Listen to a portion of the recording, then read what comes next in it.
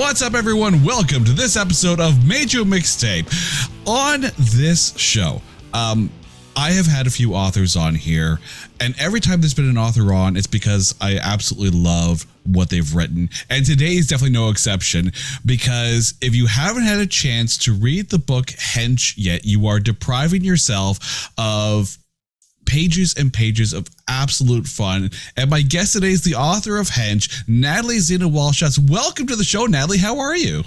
Thank you so much for having me, Jason. I'm super amped to be here and very well. Thank you. And that was an incredibly flattering introduction. So thank you so much. Well, full disclaimer, I could not put the book down. I finished it in literally about 2 days. That makes me extremely happy. Could not stop reading. For those who haven't, by the way, had the pleasure of reading Hench, it does come out in paperback on October 19th. So pick it up wherever you can. It is out in hardcover now. But for those who haven't had a chance to delve into the story yet, what is Hench about? Hench is about the titular young henchwoman, a sort of undervalued and unappreciated millennial employee, like many of us, who happens to work as a temp for supervillains. Again, something I'm sure many of us can relate to, because, you know, is there a great difference between working for an oil company and working for Lex Luthor? Arguably no. So it sort of chronicles her experiences, both in like hilarious and unlikely workplace situations, and then through a devastating encounter with a superhero that leaves her very badly injured and kind of questioning whether heroes actually do any good in the communities that they're ostensibly there to protect. Does some very intense research, decides that no, probably they do not, and sort of begins her slow and then very fast descent/ascent into villainy. And while I realize I've said, you know, some serious things, and it definitely has like a lot of body horror and a lot of overt critiques of the police state, I do promise it is occasionally funny as well. So there's a lot of things going on there. It is an enjoyable read, not just the fact that the story flows very well, but there is a lot of humor in there. There is a lot of tongue-in-cheek. And I found it refreshing because in an era and time when arguably people could be getting superhero fatigue, you're seeing the rise of a lot of, for lack of a better term, villain-centric IPs. You've got the Loki TV series. You have the Venom movies. Everything was, you know, it was Agatha all along in WandaVision. When you have, you know, everyone's looking towards the villains, is now the right time for Hench? And it just kind of fits perfectly into that. I think so. I mean, I personally don't have superhero or supervillain fatigue, just because I've been obsessed with comics since I was a little kid. I think that is probably demonstrable in kind of my larger body of work. But I can see how a thing that I do think is true, less than fatigues with the kind of general superhero narrative structure, is much more the kinds of stories that we're seeing, the same kinds of stories over and over again, and that a lot of the same repetitive messaging is, you know, just sort of being repeated in slightly different patterns. And I think that is tiring, and I think that is exhausting, and I think fans of stories like this are interested in different perspectives, are interested in different kinds of representation, and I also think that you know, we as a series of cultures right now are having a moment when we're really questioning authoritarianism, you know, as it continues to rise, and questioning sort of what we're taught about justice and authority, and our sort of comfort level with you know, state-sanctioned violence. And I think at this moment where that's very top of mind, having explorations of, you know, who of the sort of characters that we cast as villains, and what it means to be a villain, and what it means to be a bad guy, and how we kind of determine who gets to be called good, and what the kind of dangers of and protections that are afforded to you when you're sort of called good or called a hero. What is some potential damage that can result from that too? So I think these are very they're questions that I've been obsessed with for a very long time, and I do think we're at in a moment where it's a bit more on the surface than it has been sort of at other narrative moments. Every good story has its basis in reality, and one of the things that I found fascinating was the fact that you actually did some research into Elon Noy's disability adjusted life years, as Anna Tremed loves almost the banner which she flies in order to justify everything that she does in this story. So in researching that, like, what came first, the idea or the study that you researched and then that sprung the idea? So I definitely have I think it was the idea first, but I wanted to prove it before I kind of went further down this path narratively. So a thing I've sort of like felt in my heart / kind of like vaguely observed while watching every superhero movie in existence is like seems to be like a lot of human cost and property damage and people dying and being like really grievously injured that looks really cool on the screen, but when you think about it is actually very horrifying and really adds up. And I was always troubled by the math there, like if we really add up like what is being destroyed versus what is being saved, whose lives are being valued above other people's lives, like how is that actually coming out? It felt very imbalanced to me, but I wanted to prove it before I kind of married myself to that idea. So in sort of looking into, well, how can I prove this? That's when I discovered Elon Noy's body of work, looked into how it functioned a little bit, like what are the spreadsheets that create these numbers? Like how do you calculate a disability adjusted life year? There is a formula and it's very complex and you can get like really specific and granular with it. There's lots of incredibly good data in the world. So I took that structure, that formula, and applied it to comics and superhero stories. So I actually went through. I started with the year one comics just because they're a very nice kind of vertical slice. Like this takes place over the course of 1 year. These characters are consistent throughout. You can really see here's what the villains do, here's what the heroes do, and I added it up. And the discrepancy between the damage that the heroes did and the damage that the villains did was even more astronomically imbalanced than I expected. And kind of every time I ran these calculations, like with very few exceptions, it would be like, in this comic, Batman caused 408 disability adjusted life years worth of damage, and Scarecrow caused 1. And sure, some of that is like, well, plans were thwarted. But even if you I'm going to imagine that this was successful, the math still doesn't work. Like it still doesn't work out. Heroes are just bad for the communities that they're in, and they definitely cause a lot more harm than they do good when you apply a sort of this particular kind of calculation to it, right? Like if you're assuming that any human life is as valuable as any other, I think a fair assumption to make. The fact that I rob a bank doesn't mean that my broken leg means more than anyone else's. That grave imbalance then that I kind of proved with that research ended up being what kind of drove me and Anna forward with that hypothesis. So now you've got me curious in the fact that, with all this research, is there one hero that kind of stood out as being the most damaging to everyone around them? While my research is certainly not exhaustive, Batman is really bad. Batman is super bad. First of all, I'd just like to say for the record, the claim that Batman does not murder people is completely false. There is no way on this earth you can tell me that someone that Batman didn't drop off a building and give a complex spinal injury to, didn't die of a bed sore 4 years later.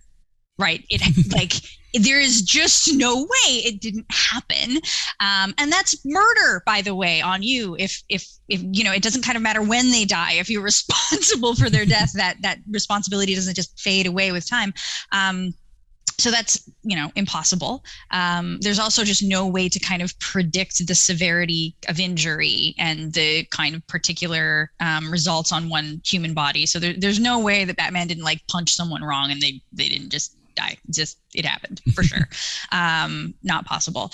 But he, like, in addition to just like blowing a lot of stuff up, or destroying a lot of things in the process, including his own stuff, right? Like he makes and breaks a lot of very expensive things, which does cost a lot.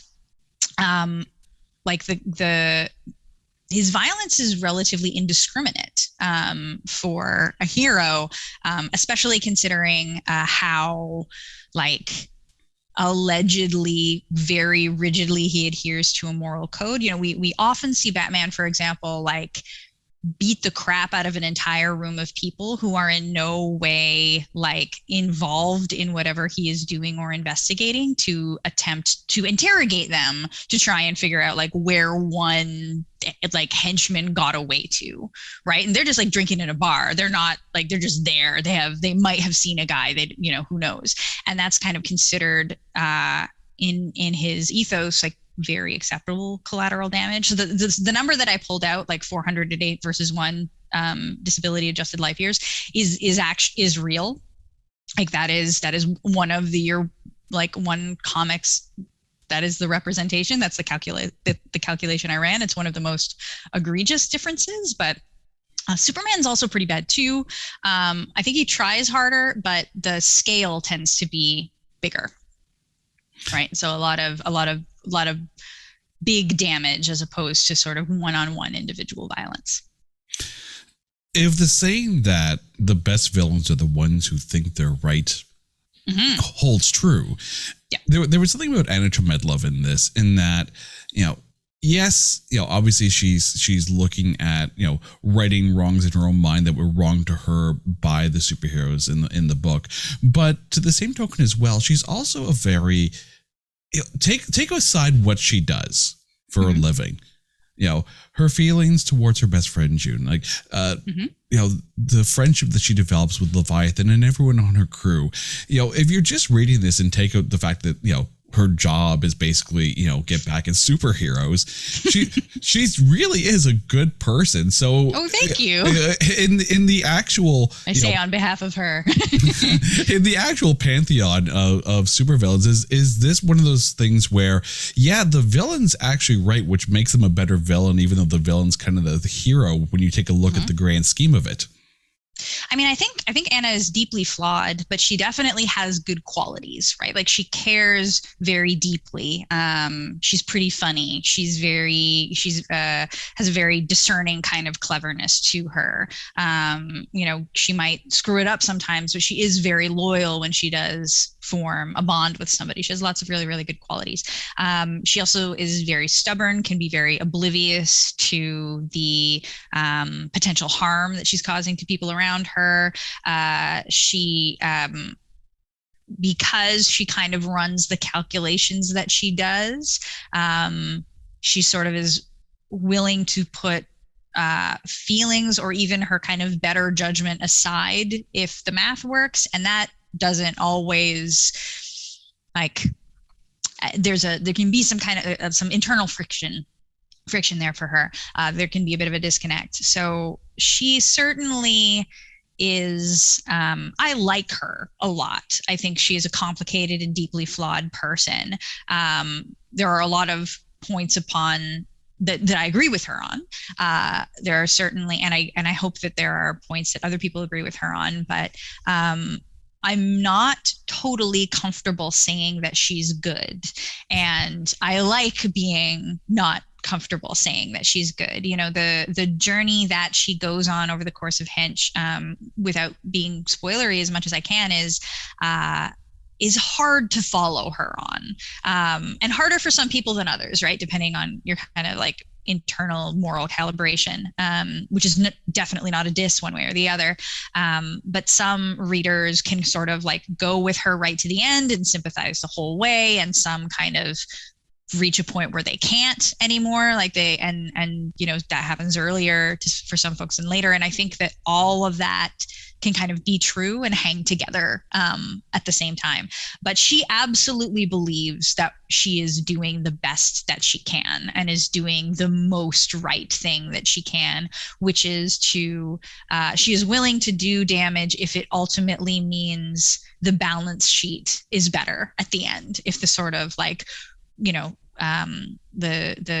gross total of harm is drastically reduced, then she will have succeeded, kind of regardless of what it takes to get there. Now, the book came out last year in 2020, and for as a first novel, yes, there are books of poetry as well. We'll get to those in a bit, but as a first novel, it has received a lot of attention and a lot of really positive reviews. CBC picked up on it during the CBC Reads thing last year. So, as a first novel, having it so well received by the people reading it, how has that been for you as an author? It's been very surprising, to be perfectly honest. I hoped people would read and like it. Like that's always has been my sort of core primary goal. Like I hope this reaches the people it needs to get to and that they have a good time reading it. That is sort of, that was a sort of like ceiling for my hopes for it. And it has done much better and resonated much more deeply with more people than I ever could have imagined. So that's extraordinary and wonderful, and definitely feels like a dream scenario every single day since, before the book even came out. It is for sure a little bit terrifying, right? Like it's definitely a sort of like leveling up in the attention and the I guess the expectations that both I feel kind of the world has for me and that I also have for myself. So that's definitely, a part of it too. But honestly, it's gone so much better than I could have ever imagined or hoped for. And I'm just kind of trying to bask in that as much as possible and not only feel the anxiety about it.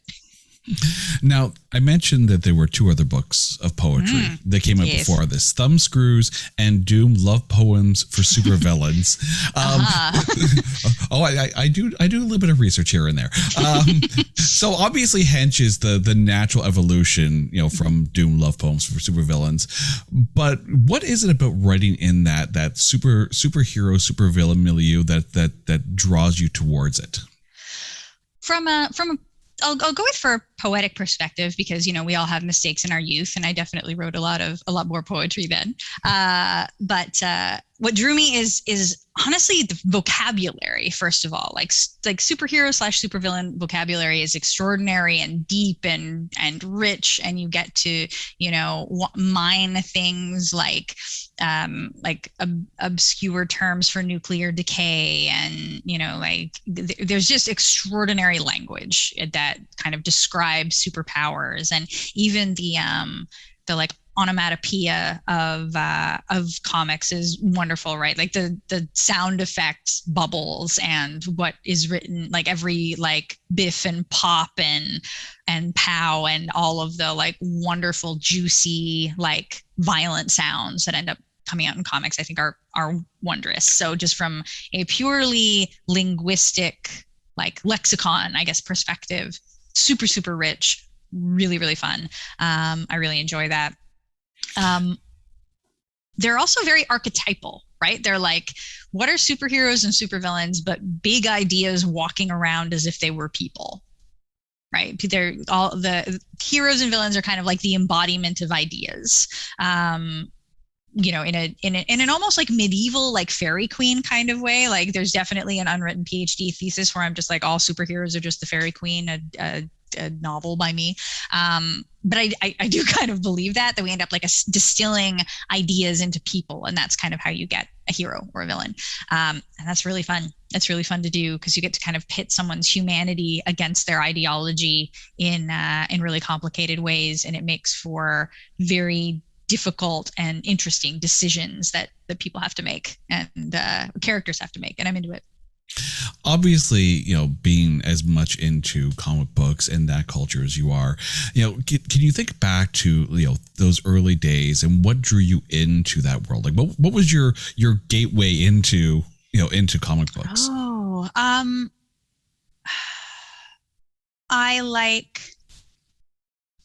a lot of kids, like little kids. I sort of like read for like honestly what kind of like caught my eye and caught my attention very early on more than anything else. So like I read a lot of Spawn and I read a lot of Witchblade because like the covers were cool. And then I found weird comics, or at least weirder comics, things like Dawn. And then eventually, actually, through Spawn and the Angela comics, hilariously, I found Sandman. And that was really what kind of exploded for me, like what was possible in the genre and in the form, and the richness of the storytelling there really kind of shifted a lot of things around in my head, and I was sort of sold on comics as a storytelling medium then. This is sort of the same time in my life when I was also reading like vast quantities of spec fic, sort of I would go to my, tiny bullshit town's one good bookstore and buy basically anything that had like a wizard holding an orb on the cover or like a cool dragon, maybe a spaceship, like anything I could kind of get my hands on. And it was in that kind of like stage of I just want all of this that I really latched on to, hey, comics are doing like really deep and rich and wonderful storytelling that parallels anything else that I'm kind of being exposed to right now, or frankly exceeds it. So yeah, that's kind of how I got there. It was just like, hey, this looks cool. Wait, this is actually really good, and kind of blowing my tiny mind. When you think of some of the titles that you just listed there, of course, Spawn, movie aside, the HBO animated series is one of the best, representation, or at least translations from comic book to visual medium. And of course, Sandman is coming to Netflix soon.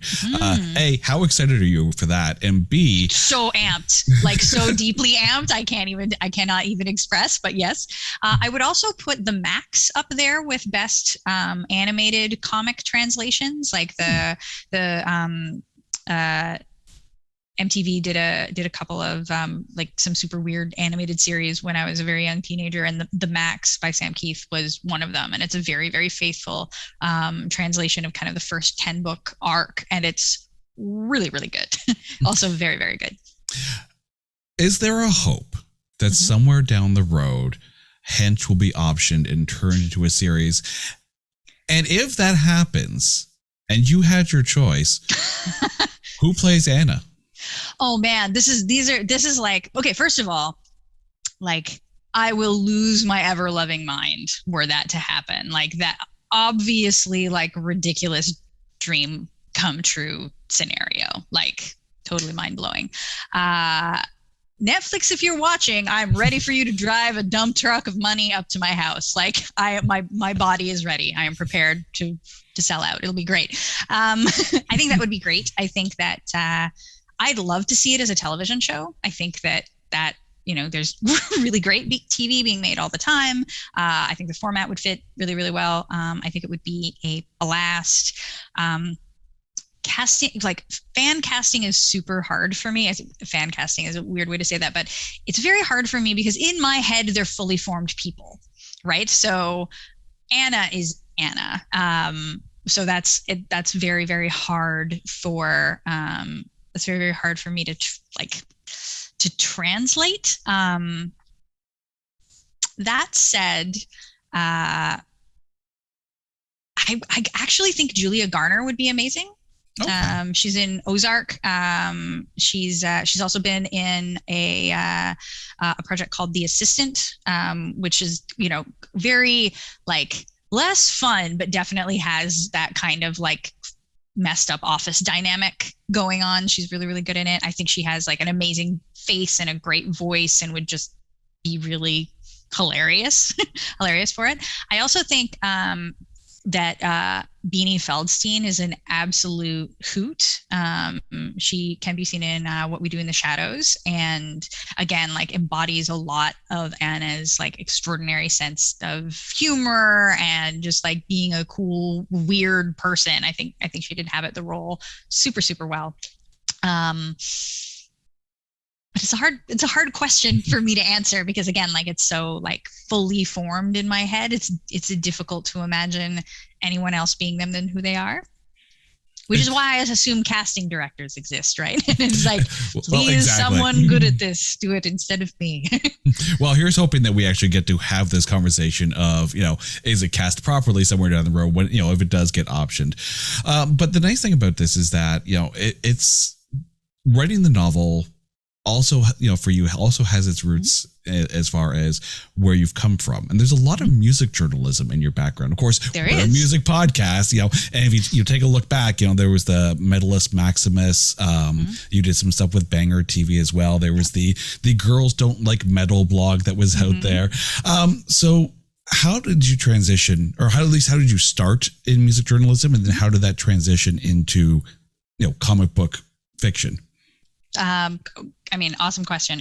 So music has always been an extremely important and central part of my life, especially heavy music, right? I've been sort of like drawn to metal and hard rock and sort of like the darker edges of industrial for most of my life. So that's always been very important. But when I moved back to Toronto, I lived in Calgary for a few years to finish my MA. And when I moved back to Toronto in 2008, 2009, I was like freshly divorced and still in my early 20s and having a bad time in a lot of ways.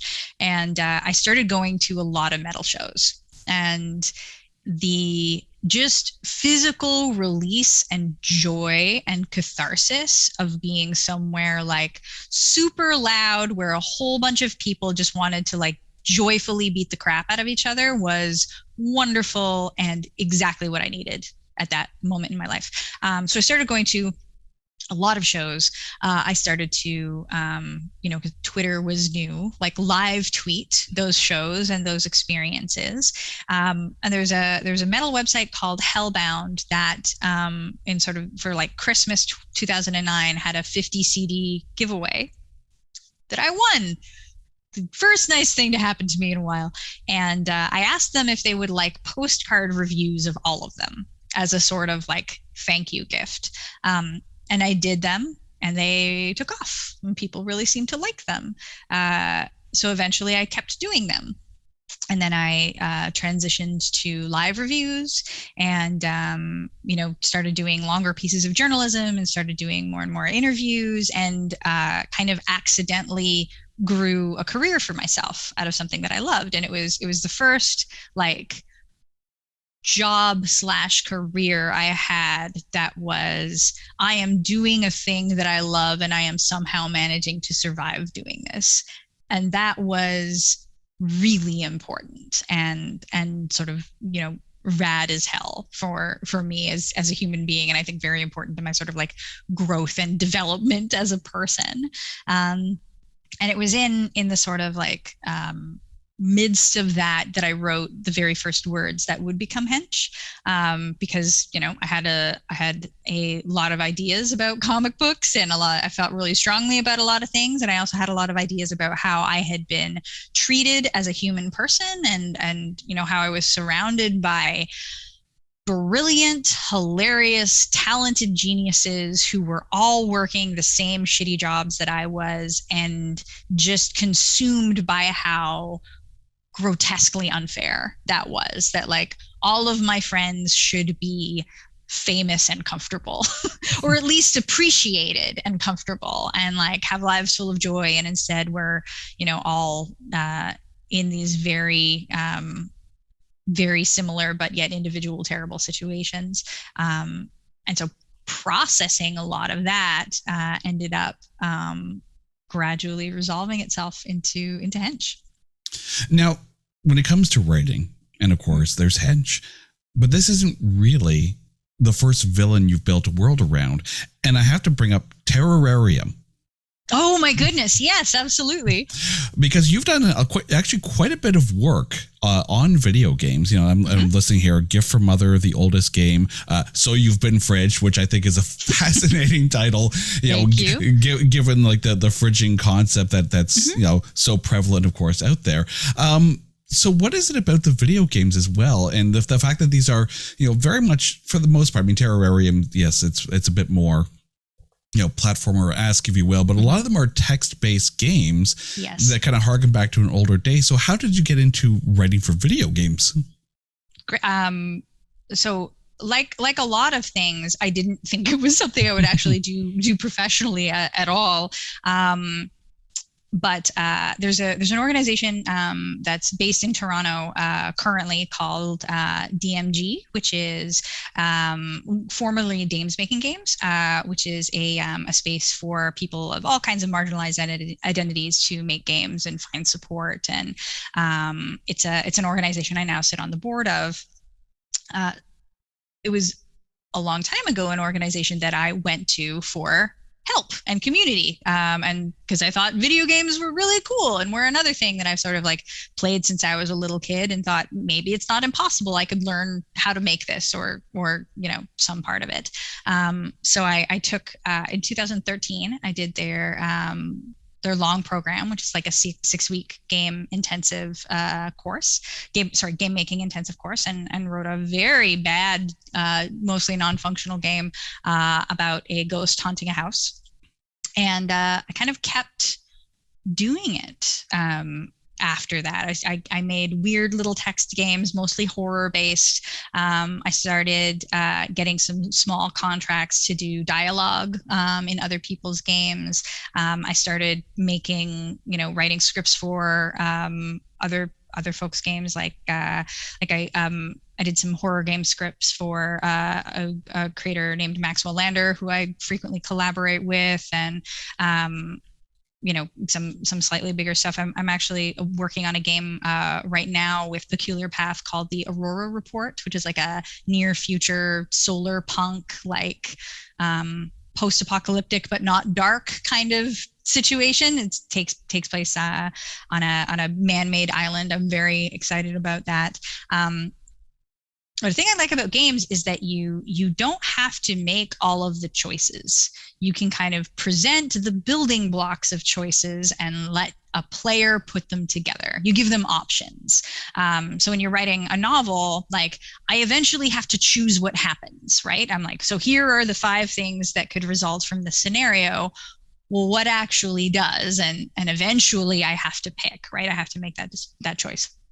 If I'm writing a game, I get to leave a lot of that open, and I can kind of allow people to choose or direct the kind of experience that they want to have. And that is a very different mode to work in, and in some ways a very freeing one, because again, you don't have to choose everything for everybody. It's a little bit, it makes my decision anxiety like soothed somewhat. It's like, I don't have to make all the choices. Someone else can make the really hard ones for me about like what the personality of this character is going to be, or whether this is going to be a good or bad ending. But it's also very much impacted the way I write fiction, because I tend to view major plot branching moments as branches. So I kind of consider like, okay, these are the 5 things that could happen here, and I'll follow a branch. And if it doesn't work, I can kind of reverse engineer back to the, I guess, decision node, or like the narrative node that is causing me trouble, and try something else. And it's sort of see those like major points as decisions that can be re-engineered, or possibilities that can be re-engineered, rather than this whole thing has fallen apart and I don't know what to do. And that kind of like ability to go back in smaller steps, as opposed to like, well, I need to start over from this whole scenario, has been extremely helpful. And again, makes me panic, I think, a little bit less when working on longer projects. Given that whole thought process behind making games, and given your writing background, Now I wonder, as a kid, were you one of those ones that read those choose your own adventure books? Oh yeah, absolutely. I love choose your own adventure stuff. I also played a lot of like tabletop RPGs and LARPs, and especially as a teenager. As a like in my 30s, I hilariously kind of came back to it, and more recently I've done quite a few LARP scripts as well. But yeah, I think I think the role playing aspect of both like things I do for fun and things I do creatively, like that intersection has definitely had like as much of an impact. And it comes down to the same thing, right? Like you have a scenario, you create a situation, and then let someone else make something out of it, or you are presented with a situation and you make something out of it. And I think there's just so much very rich creative potential there. And I know a lot of people who end up making games, especially narrative games, kind of credit choose your own adventure, sort of like those early branching narratives as giving them the idea that there could be multiple possibilities, or there are there's more than one way to find an ending. There's more than one possible ending. And lots of different paths to get there. When you take a look at where you are now with, with Hench being as accepted and loved as it is out there, and then you take a look at young Natalie and, just starting on your writing journey, if you had the chance to let her know something then about how it's going to be, what would you tell her? Oh, man. Just that it's going to be fine, man. Like, it's going to be okay. And also, like, the stuff that you like right now when you are 13 years old, you like, don't ever be ashamed of that. Like, it's because the only thing you're going to regret is that you ever felt bad about it. That you ever felt bad that you like have read Dragonlance 6 times. Like it's not that you did it. It's that like you develop a weird sense of like, this wasn't a cool thing to do. Like, actually, yes, it really was. And everything you love is more important than everything you think you should like, because other people say that it's more important. So if anything, I would encourage her to just stay with what she loves, as opposed to, wandering off and trying to be more intellectual, I suppose, than she needs to be, or more literary than she needs to be, when focusing on the joy is so much more important. You're listening to the Major Mixtape podcast. Our guest today, Natalie Zina Walshots, author of Hench. We're going to take a quick break. When we come back, we're going to learn a little bit more about Natalie. You've heard it all before. Waste of film. Dumpster fire. How did this even get made? Train wreck. Total garbage. Snooze fest. Utterly painful. Worst film ever. But is it really? The show is called It's Not That Bad, and we dare to look at the lowest rated shows and movies and see only the good things. We're looking for A grades in B movies. It's Not That Bad. Listen now, wherever you get your podcasts. All right, welcome back to the Major Mixtape podcast. Our guest today, Natalie Zina Walshots, the author of Hench. Phenomenal book. You want to go pick it up and read it. Now, before the break, you talked about LARPs. Mm-hmm. For anyone who doesn't know what a LARP is, can you kind of explain that? Yes, it is a live action role play. So if you've ever played anything like D&D, where you sit around a table with a character sheet and describe what you are doing, or sort of talk it through, in a LARP, you do what you are doing. Obviously, there are certain limitations, like you can't actually cast a fireball at somebody, and real swords, probably not a good idea. But you might swing a foam sword at someone, or throw a ball at them that represents that fireball. And instead of, saying like, well, my character is angry about that, you would walk up to that person who is playing that character and be like, what did you say to me? So you get to inhabit and embody what you are doing, rather than have the kind of like distance of describing what you're doing. and it is very nerdy and very, very fun and deeply cathartic in a lot of ways, depending on the game. I really like playing horror games a lot because they are often very, very frightening and distressing, and then I can like have a snack and feel great afterwards. So that's nice for me. But yeah, it's a much more sort of free form mode of role playing. Often, in some cases you do, but in some cases hit points are not necessarily a thing. Skill points are not necessarily a thing. Depending on the system that you're using, it can be like, there can be a lot of rules or very few. It can be much more about sort of problem solving or puzzle solving, or it can be a lot about exploring character and situation and emotion. And it's really, really fun. Now, how much prep work goes into getting ready for a LARP weekend? You mentioned earlier that there was LARP scripting going on and whatnot, but and aside from getting the appropriate wear to be out there, like how much prep work goes into the scenario for a LARP? I know this is a terrible answer, and I'll try to give a few answers, but it really depends on the LARP. So I've played in a few like weekend long blockbuster LARPs, which is like you go to a place where an entire building or set of buildings have been prepared to be set up in a particular way. Like you are going to a castle, or you're going to like wizard school or whatever, and an actual space has been rented and decorated and prepped for that. There are staff, there are, you've been asked to bring like a certain number of like certain costumes or a certain number of objects. You're provided with stuff throughout the weekend. There are sort of, there's lots of different story threads that you can potentially follow. There's some sort of like bigger moments that are scripted. There's lots of littler moments that you're kind of creating yourself, and like months and months and extraordinary amounts of money and time and energy go into that. There'll be like a whole team of people just playing NPCs, so like non-player characters, to kind of help you have the experience that you want to have as a player.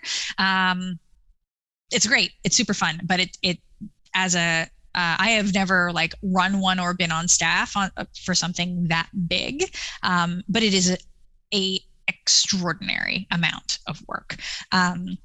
For something like, I just want to like play a bunch of like parlor LARPs is often what they're called. So like something that can just take place in a room in your house, and you don't necessarily need a lot of like specialized space or equipment.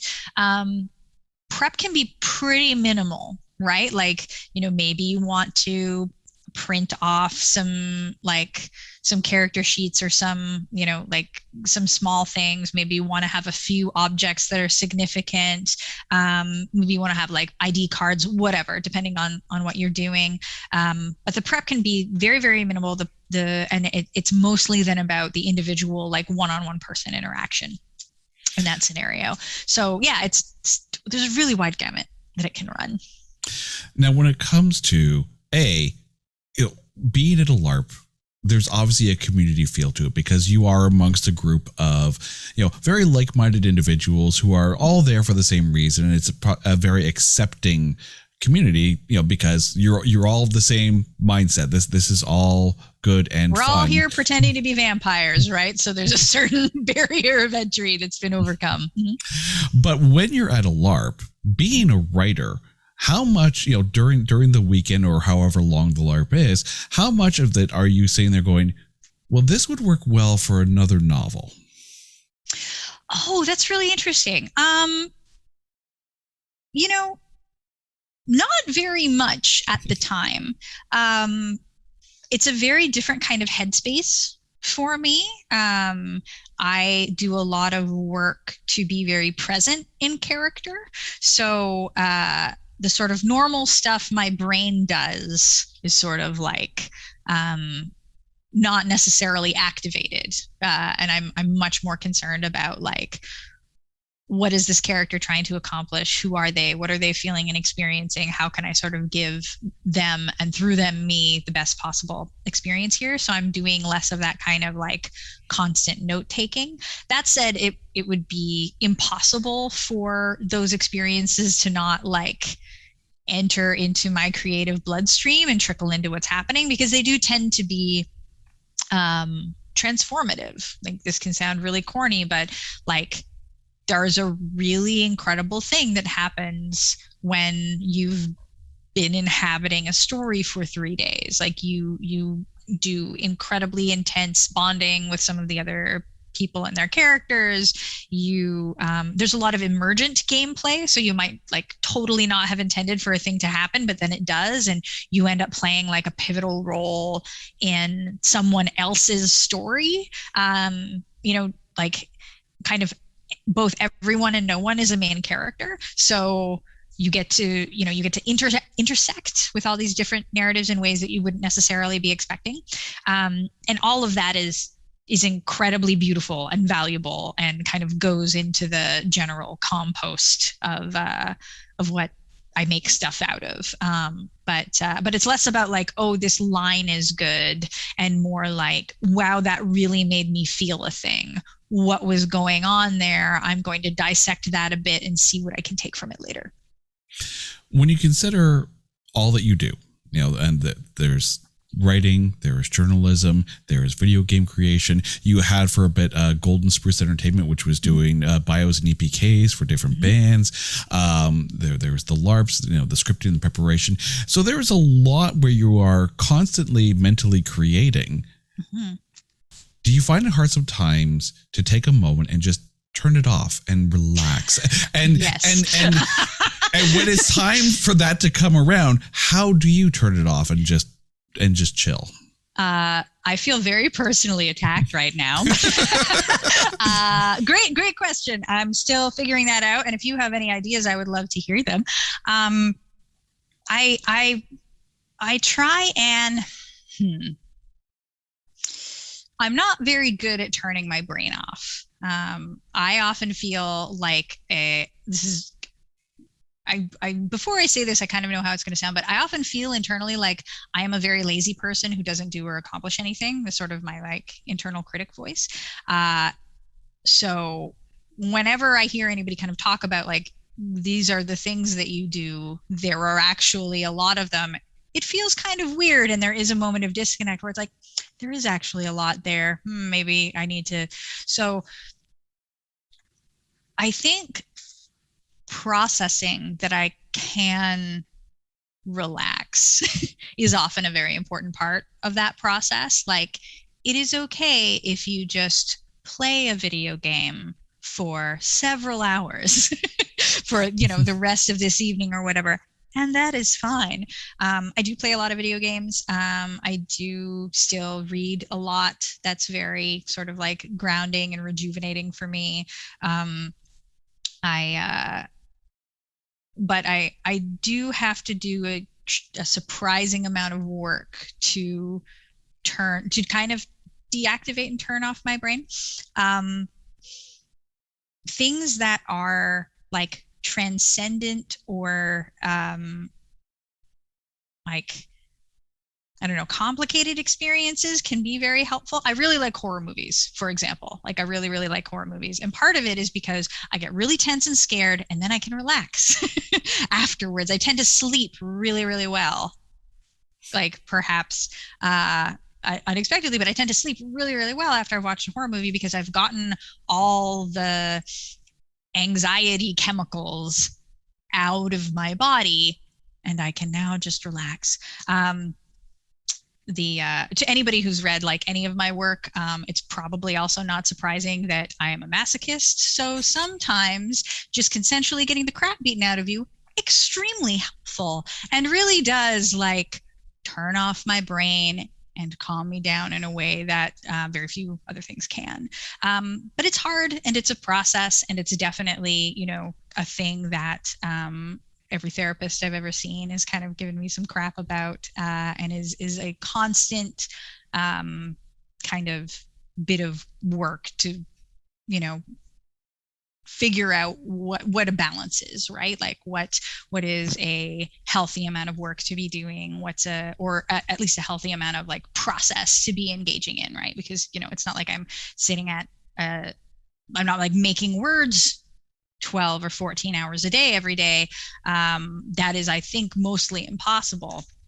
But all the kind of little things that go into making a thing, sort of having moments that are not productive in any way it can be challenging. So when you're creating, whether it be, writing fiction or doing, journalism or creating video games or setting the tone and plot for a LARP, how often do you use music as a scene setter, as far as, put myself in the right mind space so I can now get into this world?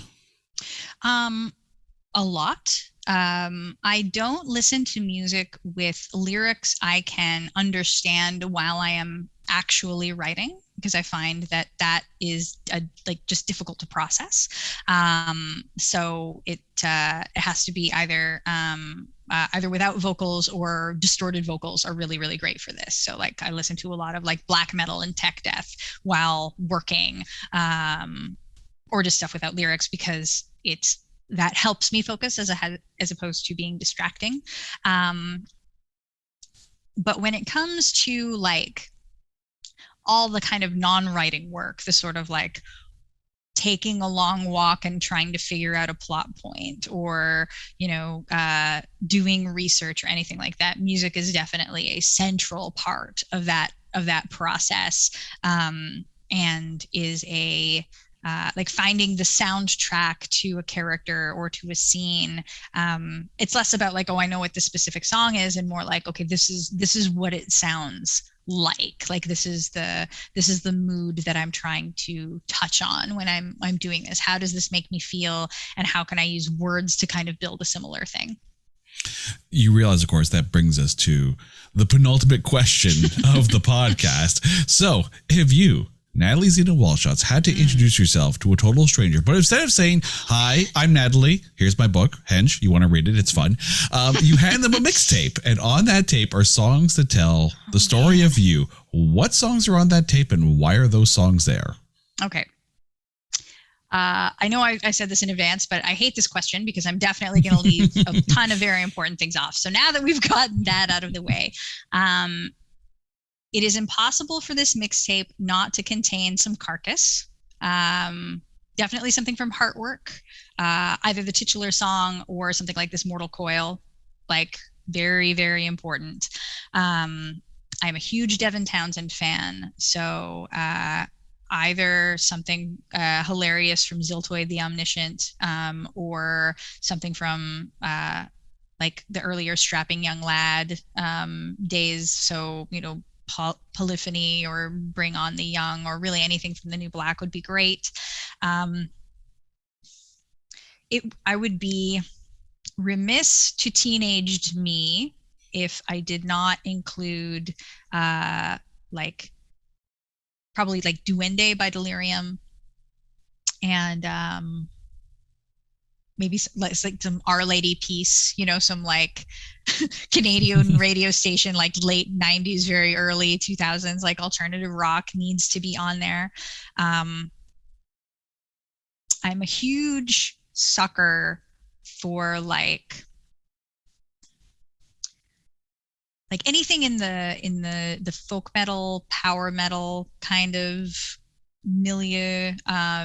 So something by Tyr, like By the Sword in My Hand, or Hold the Heathen Hammer High, or something that just like makes you want to like punch everybody around you in the face, but like in a really fun and happy way. Definitely needs to be there. Amorphous needs to be on there, probably My Kentele, which is a more romantic choice than I think I would usually make, but it's beautiful and perfect. Man. Oh, there has to be some like musical nonsense on there. I was a huge musicals fan when I was a little kid. So like there can't not be a mixtape that is like My Soul or whatever that doesn't have something from like the Phantom of the Opera or Into the Woods on it. Like it just doesn't make sense, even if it's super out of place with everything else. Then like, I don't know, there's sort of a like big doom. There has to be like a relatively big like doom drone metal section. So some ISIS, some Neurosis, maybe some Candlemass or some Cathedral. Neurosis would have to be through Silver and Blood. And then I would probably like wrap up with some Dragged into Sunlight, which is my favorite contemporary black metal, I think, in a long time. And then something like Mares of Thrace, which is a Canadian band who are wonderful. Either like the Bathsheba trilogy or something like the Gall Wasp from The Pilgrimage. And I think I will leave it there because that is a lot of things. Oh my God. Okay. See, this is why. If like there has to be David Bowie on this mixtape. There has to be David Bowie on this mixtape. It is impossible for this not to exist. If I am like, there are a million really, really good choices, but like probably actually something from the Labyrinth soundtrack is what is true and correct. Okay, yeah, I'm going to stop talking now because otherwise this will just continue into infinity. Now, you did say something in listing your mixtape, and it leads me to an end or question, because we talked earlier about Hench as a potential TV series. Mm-hmm. But given what you have just said while making your mixtape, which would you enjoy more, Hench the TV series or Hench the musical? Oh, heck. Oh, my God. What would I enjoy more? Okay, first of all, what do I think is more cosmically hilarious? Hench the musical, for sure, unquestionably. And, but I think, like, what would I actually enjoy more watching? Like, overall and long term, I think the TV show. Okay. But for sure, like if someone out there wants to make like Hench the musical, you have my blessings. Please do this. Please do this and make it happen. The book is Hench. It's due out in paperback October 19th. It's already out there in hardcover. Like I said before, if you like superhero fiction, if you like a good read that you cannot put the book down, you want to pick up this book. Natalie, thank you for popping by the show and talking to us. It has been an absolute pleasure. Thank you so much for having me. I super appreciate it. And to our listeners, thank you for listening to this episode of the Made You a Mixtape podcast. Now, if you're listening to us on an audio streaming service, you can head over to YouTube and watch this entire interview. However, if you're watching us on YouTube now, you can go to any audio streaming service, whether it's Spotify, Apple, iTunes, Google, TuneIn, Good Pods, you name it. You can download this entire episode and listen to us on the go. I'm Jason. This has been Made You a Mixtape. Until next time, take care.